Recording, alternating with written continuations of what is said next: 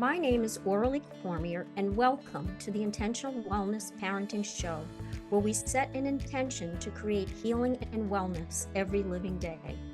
Let me ask you, have you felt sometimes that life is just hard? Wonder if I told you that our life is actually meant for joy, fun, and good health. Of course, it doesn't just happen, but the first step to getting there is to believe that good health is possible and to envision what you would love.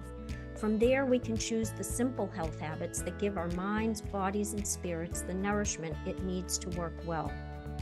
Over 2 million people in the U.S. will be diagnosed with cancer this year.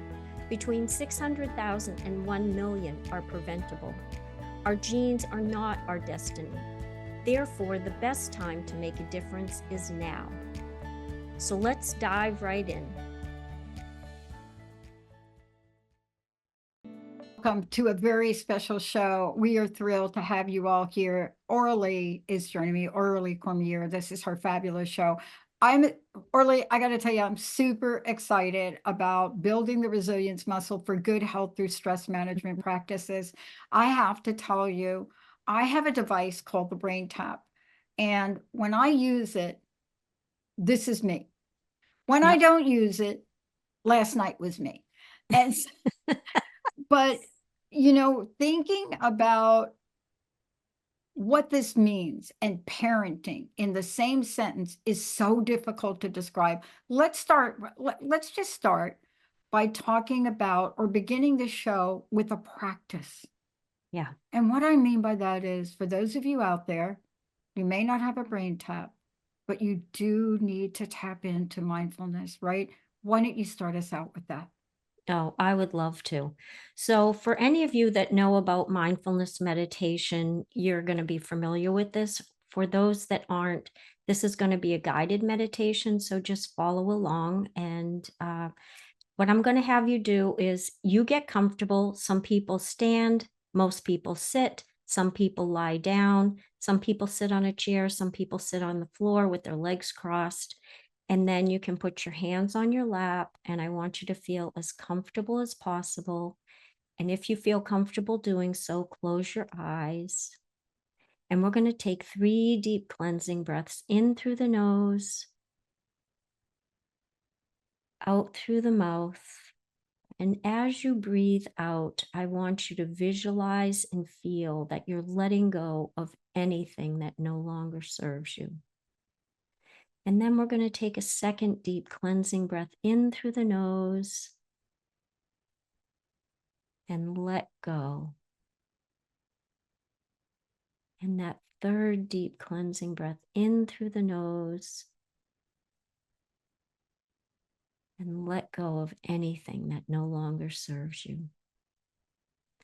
And now I want you to visualize that you come to a door and you open that door, and as you pass through, you see a beautiful field of flowers.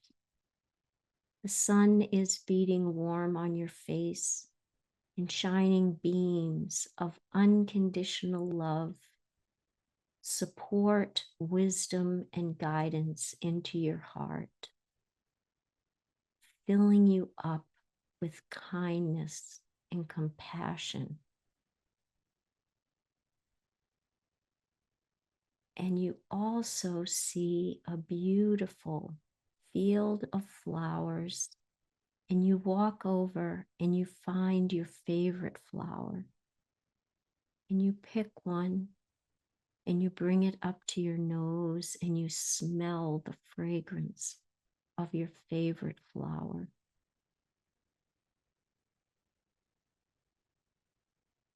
Visualize and feel that sense of calm and peace within you.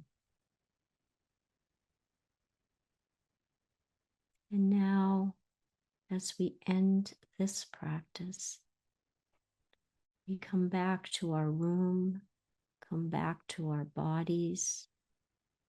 We open our eyes and we touch our heart, and we ground in all those peaceful and happy and joyful feelings that we just experienced in that beautiful field, surrounded in love.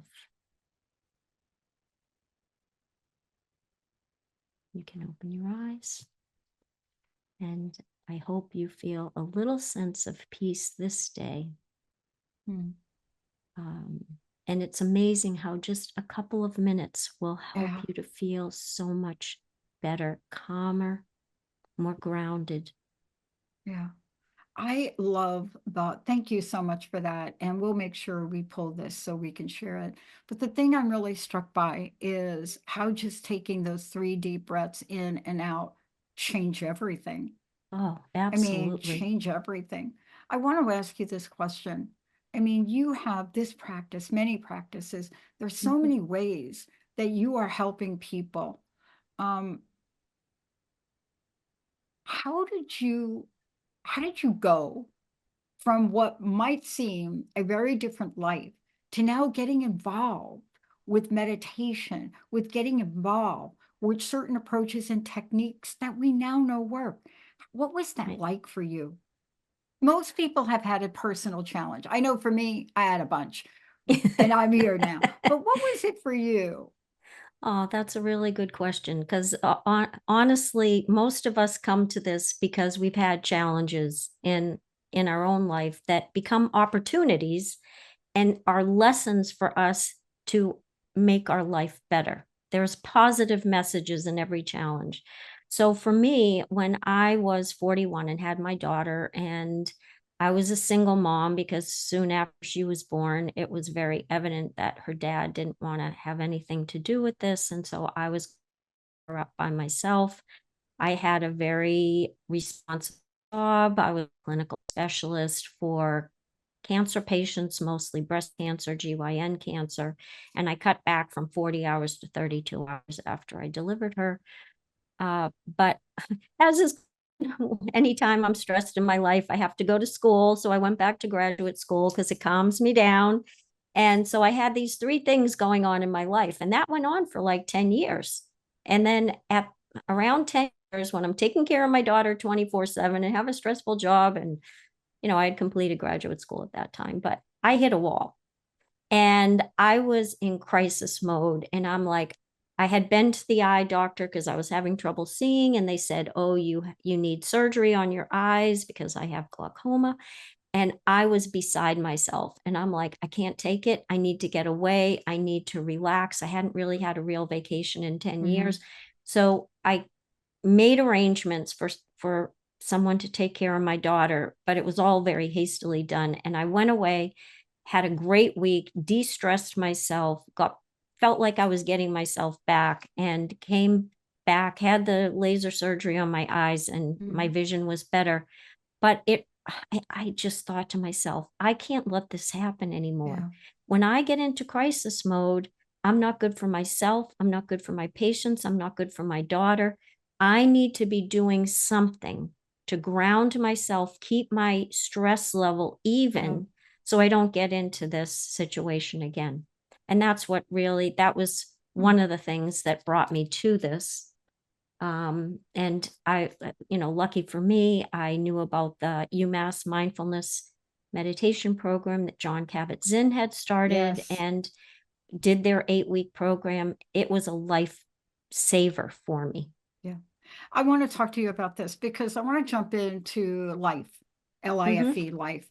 And what I Yep. mean by that is we have seen, or I have seen in my lifetime, many events and multi-generations. For example, the millennials.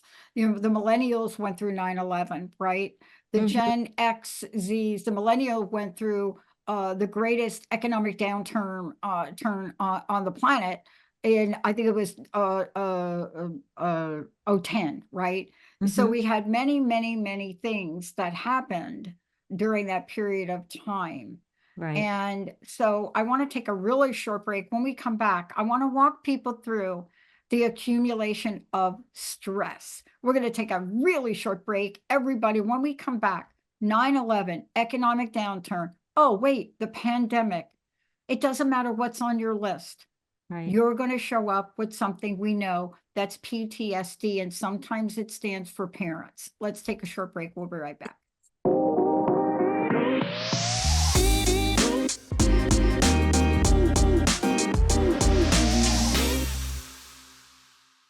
I'm Dr. Pat, and I get the experience of and honor of doing this incredible show, Intentional Wellness Parenting with Aurelie Cormier, creating healing and wellness every living day. Today, we're talking about building resilience. Before we go on, let's just take a moment and let people know, one, how they can find out more about you, but also there's a body of work that you do with people. Please tell them how to do that before we jump into PTSD.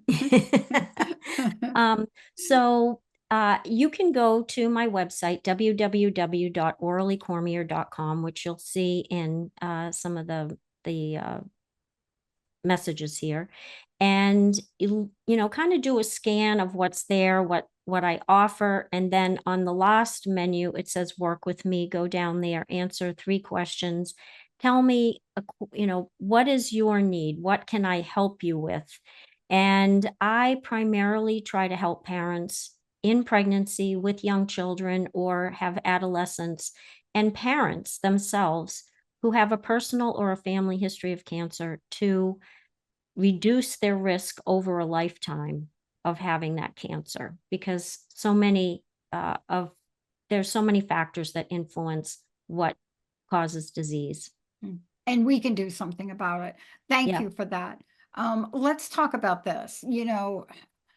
Can you share why it matters that parents take care of their own emotional health and stress life? Now, I mentioned a few things, that there are some parents here that have gone through 9/11 is one of them, the economic Yeah. downturn, Yeah. in 2010, and we never really put things in place except for what you're doing. And then the latest is the pandemic, but it has an effect. Can you talk about Right. that? Right. Well, I can share with you a research study that I came across of why this matters. And that is, after 9/11, it turns out, and this blew my mind away, 530,000 people around New York who developed PTSD after 9/11. And of those, 1,700 of those people were pregnant at the time. So a group came together and said, let's do some research. Let's try to figure out how the emotional stress on pregnant women then affects their babies. So they were able to find 38 women who either lived around the World Trade Center or were at the site at the time that the towers were hit and were pregnant at the time. And then they took and some of them developed PTSD, others did not. They took saliva samples and they looked at the cortisol levels in their saliva. And then a year later, they also did the same thing to their babies. They did a saliva swab of the babies. And what they found is that for women who were in the second or third trimester of pregnancy and had developed PTSD, their cortisol levels were lower. They had less ability to meet the stress of the moment and deal with that stress. And that also translated into their babies, so that the babies of those moms also had lower levels of cortisol 1 year after birth. Interestingly, women who didn't develop PTSD or were in the first trimester of pregnancy, they had normal levels of cortisol to respond to the stress, but also their babies also had normal levels to respond to stress. So that was a really insightful research study, which showed us that emotions of the parents do affect the children. And this is when they dive down into this a little further, they realize that there's epigenetics, there's these little proteins around the genes that can get turned on or turned off in different environments, whether that's the nutritious food that we eat, whether it's exercise we get, whether that's chemicals in the environment, drugs, or stress itself. And so that's why it's so important that we try to keep the genes and the epigenetics protected as much as possible when children are young, either in pregnancy when they're, very small, or during adolescence when the body's growing and changing. And if we can do that, then they have a much better chance. And as you know, Dr. Vivek Murthy just recently came out with a statement saying that we have a mental health crisis here in the United States, and we need to be doing something more about it. That when they surveyed parents, 41% of parents reported that they had significant feelings that they just couldn't cope with life. They felt totally overwhelmed. And 41% is a pretty high number. And we know that when the parents are stressed, the children are watching us all the time, and they're stressed as well. And we are seeing higher levels of anxiety and depression in many kids today. Yeah, and let's just comment about studies and surveys, those of us, you and I, who have done research. And so there's this thing that happens when you ask people questions. Number one, the people that are really affected by it don't take the survey. So let's just be very clear. So these numbers you're hearing have a high probability. I forget. It's probably, I think the probability is like 86% that that it's understated because people don't self-report. Now, let's just continue here because let's talk about suggestions. I am a daughter of a mom who was under the influence of prescription drugs. Now we know them as opioids, barbiturates, whatever you want to call them, because that's what you did to shut women up. And she was drinking, and she did that the entire time. So when I was born, I cried for 4 years, and I wasn't really colic. But then I developed other tendencies like tapping, rocking. You could not stop me. They had to get me wooden rocking horses. It was just the craziest thing. And in order to calm me down, they would put liquor on my gums even after I have teeth. So we don't know.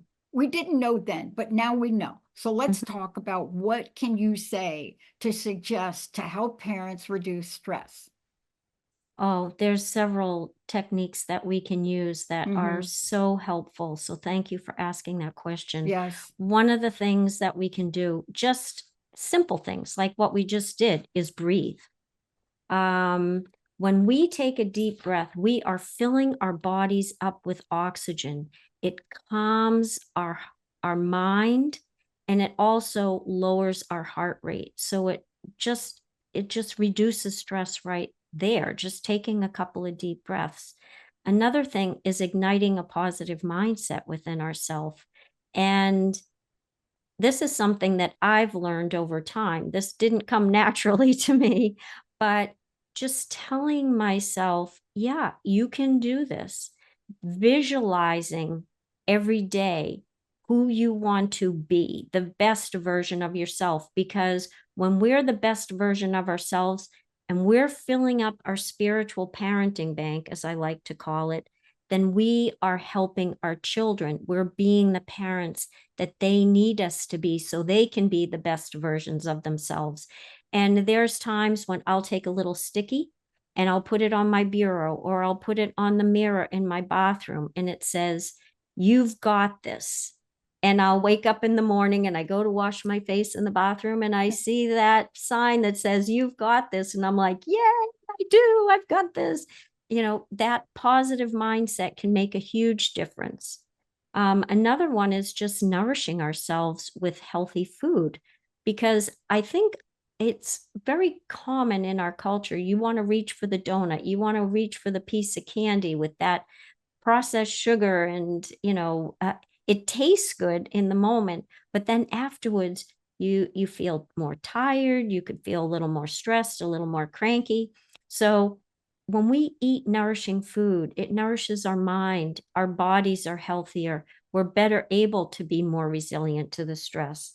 And then some of the go-to practices, one of which we've tried, the mindfulness meditation, can be enormously helpful. And what I like to let people know is, if you haven't really done it before and you want to build this as a practice for yourself, it's not like having a infection like a strep throat and you take an antibiotic and in 2 or 3 days you feel better. Usually it takes 3 months of doing it on a more regular basis before you start noticing. Because I can remember when I first started doing it, I'd sit down and I'd set my little timer for 20 minutes, and 20 minutes later I'm like, okay, so I did it. Yeah, whatever. And then 3 months into it, one day I could feel as I was getting closer to the 20 minutes, my energy level had gone way down. So my whole body felt really heavy. But then as I was getting ready to come out of the meditation, all of a sudden I got this surge of energy and it felt like my energy came way up. And I felt super strong and just very energetic and just felt more alive. Yeah. And I had that aha moment like, oh, now I know what they're talking about. So if you do try one of these practices, stick with it on a more regular basis and you'll notice a difference. You will be more resilient to stress. You're going to be like a duck with water. It will flow off of you more Yeah. easily. Another one is yoga. Some people love yoga. The hot yoga feels so good. And then to just be in a room with other people that are doing this practice, men, women, you get together and you have fun together and you have this fabulous teacher and it just makes your day, right? When you're in a group of people doing the same thing. I myself love doing Qigong, and that is like a meditation in motion. And you're moving the energy around, and it makes me feel so grounded, so peaceful. Another one is Tai Chi. But if you're like my mom, you wouldn't do any of those things. She can't get into that. She's 88 years old. No, she's not doing yoga for sure. But she loves prayer. And so Yeah. many days she'll go to church. She prays every day, and that grounds her. It gives her a sense of peace and stability in her life. And that keeps her so healthy. As she says, she takes care of all the seniors in her town at 88 years old. So there's something to be said for, eating well. The stress management practices can be enormously helpful. And in doing these things, we're filling up our spiritual parenting bank. And then for those that feel that they need more support, because, for our parents or grandparents, if you thought you needed support, you were a weak person. And no, there is none of us that can go through this lifetime without getting some support. So it's okay to ask for help. And when you need help, find the person that you Yeah. trust that can help you, whether that's a best friend, a social worker, who can give you more resources and lead you to other resources in your area. And then if you're feeling totally overwhelmed and you feel like you're in crisis mode, you might want to talk to your PCP and get a referral to a psychiatrist that can order some medications just to keep you, you know, stable for 6 months until you can get through that crisis mode. And it's not forever. It's just so you don't feel totally overwhelmed and can't function. Yeah. And then the other part of this is you're available to chat with people too, aren't Oh, you? Yeah. absolutely. Yeah, Yeah. I'm not a counselor, so No. I don't want to, Right. suggest that, but I'm able to help people with some of the physical, the Yeah. health benefits of what can keep us feeling better and also reduce any risk of cancer. Yeah. And I want to say to parents, it is like being on an airplane. When they say the oxygen mask comes down, they really mean for you to put that on first. And your Right. children will watch you. Orly, thank you for today. Please give out your website and what's your closing message? What would you like to leave us with today? Um, uh, well, it's just, always tune into yourself, believe in yourself. And one of the things one of my mentors says is life is always happening for our good. That even some of the hardest things that we go through in our life, it's not because, we need these difficult experiences. They're all here to bring us a positive message, to help us to Mhm. grow. And so reach out for support. Know that nothing is forever. You can get through, these challenges when you have support behind you. Mm. And that's what I really hope to offer to parents is because I got support and when I reached out for the help, I had to Yeah. ask for the help first. Yeah. But I'm here to help and support people. Yeah. The hardest thing to do is that first phone call. Yeah. And that's what I encourage people to do, to really get a hold of you. Please give out your website one more time and how people can contact you. Yeah.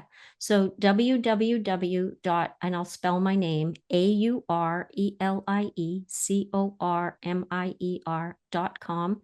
And check out the workshops that I have, the books that I have. I have a nice little children's book that if you have little children, it's a great book to read to them at night. They could read it to their little puppy if they have a puppy. Yeah, that's a great idea. That's a great idea. Aurelie, thank you so much. These shows we're doing are extremely powerful. They're also reminder of something that I learned 34 years ago, let go and let God. Mm-hmm. And, that for me is let go and let the God of my understanding. And like your mom, when Yeah. I moved to Seattle, I didn't have these tools. So I decided I was going to drop in at all of the spiritual places, the churches, the synagogue, the Yeah. temples, the mosque. I didn't realize women weren't allowed in the mosque, and then they were here. So Mm-hmm. there are things we could do. And my favorite place to go when I'm in New York is St. Patrick's Cathedral. Oh, me as well. Yeah, I My love it. God. Yeah. I go And there and I yeah, you just don't sit have to be and Catholic, just saying, just go and take it all in, yeah, right? it's a very spiritual place filled with Amazing. positive energy. Yep. Yeah. And I bring that holy water home. Thank you all for tuning us in and turning us on. Lots more to come. Very important show. We'll make sure we're pulling clips for you, and especially that meditation. We'll see you next Yes. time. Thanks. You've been listening to the Intentional Wellness Parenting Show with Aurelie Cormier and Dr. Pat, where we set an intention to create healing and wellness every living day. Tune into Transformation Talk Radio every third Tuesday of each month at 8:30 a.m. Pacific Time for more guidance and support. Beyond this, I offer workshops to focus on your good health while reducing risk of disease, especially cancer, so you can do more of what you love and spend less time being sick.